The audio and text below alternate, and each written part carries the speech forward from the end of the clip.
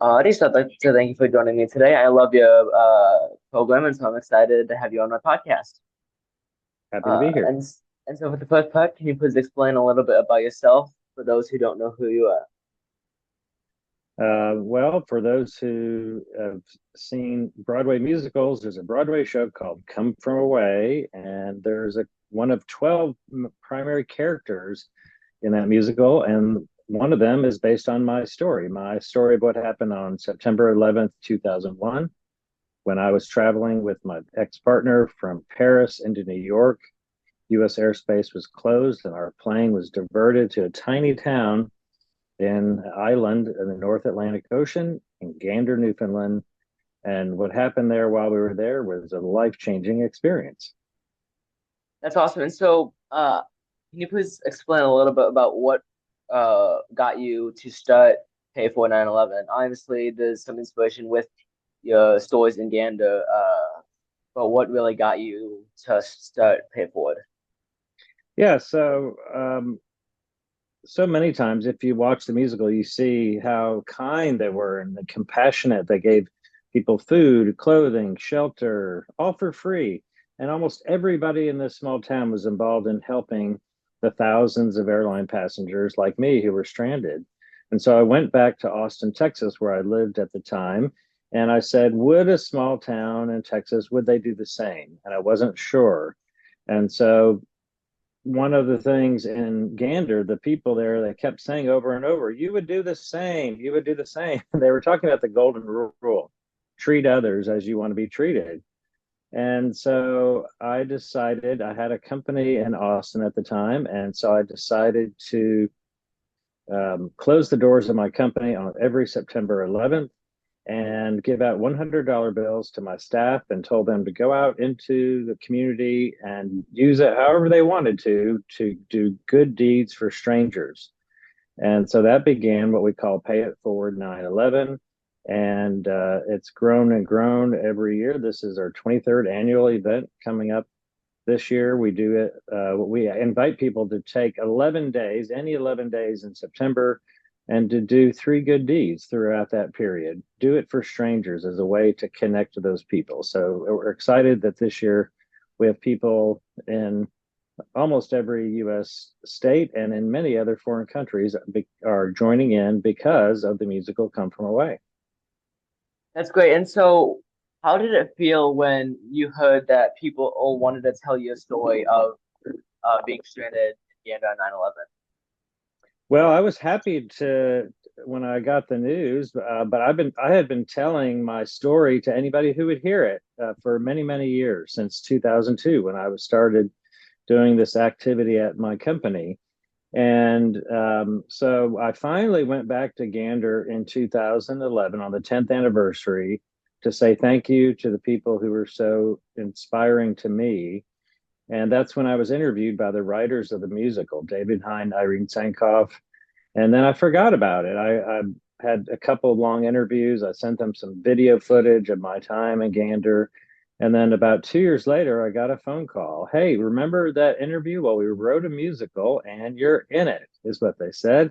How crazy is that? And so, of course, I went to go see it and I loved it. It's so authentic, so true to what really happened in Newfoundland during that time.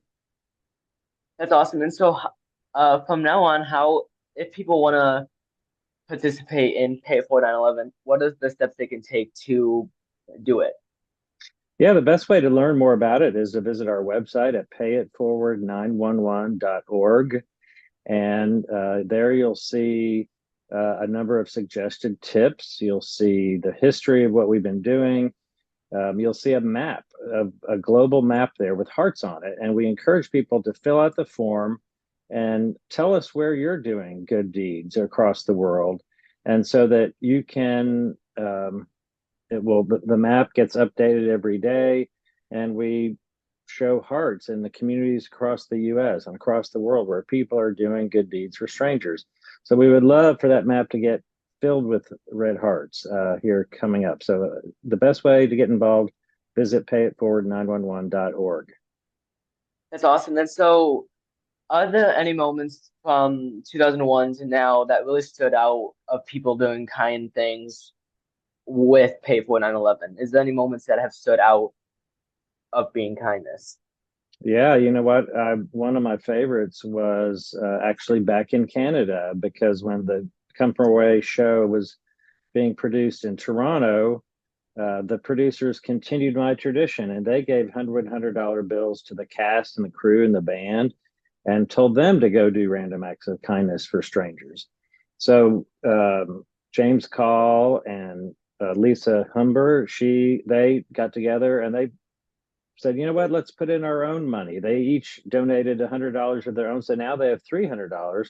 They gave it to a teacher at a school named Peg, and Peg got her entire kindergarten through eighth graders, went and bought $300 worth of roses. And then the students wrote little messages on the roses, said, remember 9/11, pay it forward.